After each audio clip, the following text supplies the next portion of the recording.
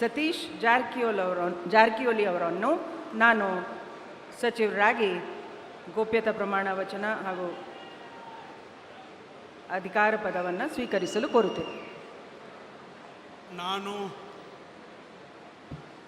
ಸತೀಶ್ ಜಾರಕಿಹೊಳಿ ಎಂಬ ಹೆಸರನ್ನು ನಾನು ಕಾನೂನಿನ ಮೂಲಕ ಸ್ಥಾಪಿತವಾದ ಭಾರತದ ಸಂವಿಧಾನ ವಿಷಯದಲ್ಲಿ ನಿಜವಾದ ಶ್ರದ್ಧೆ ಮತ್ತು ನಿಷ್ಠೆಯನ್ನು ಹೊಂದಿರುತ್ತೇನೆಂದು ನಾನು ಭಾರತದ ಸಾರ್ವಭೌಮತ್ವವನ್ನು ಮತ್ತು ಅಖಂಡತೆಯನ್ನು ಎತ್ತಿ ಹಿಡಿತೇನೆಂದು ಮತ್ತು ಕರ್ನಾಟಕ ರಾಜ್ಯದ ಮಂತ್ರಿಯಾಗಿ ನನ್ನ ಕರ್ತವ್ಯಗಳನ್ನು ಶ್ರದ್ಧಾಪೂರ್ವಕವಾಗಿ ಮತ್ತು ಅಂತಃಕರಣಪೂರ್ವಕವಾಗಿ ನಿರ್ವಹಿಸ್ತೇನೆಂದು ಭಯ ಅಥವಾ ಪಕ್ಷಪಾತವಿಲ್ಲದೆ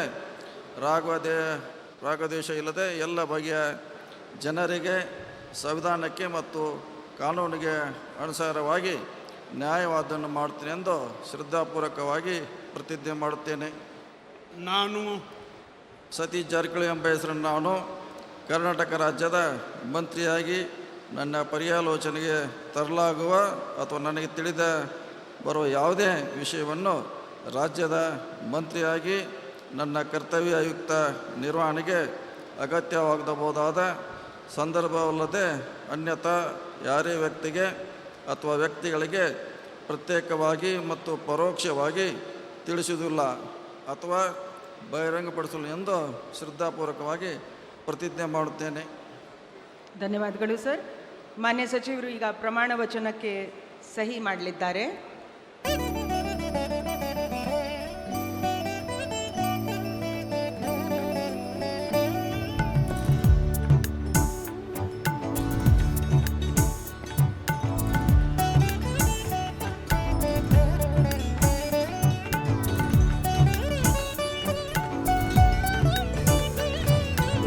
ಮಾನ್ಯ ಸಚಿವರಿಗೆ.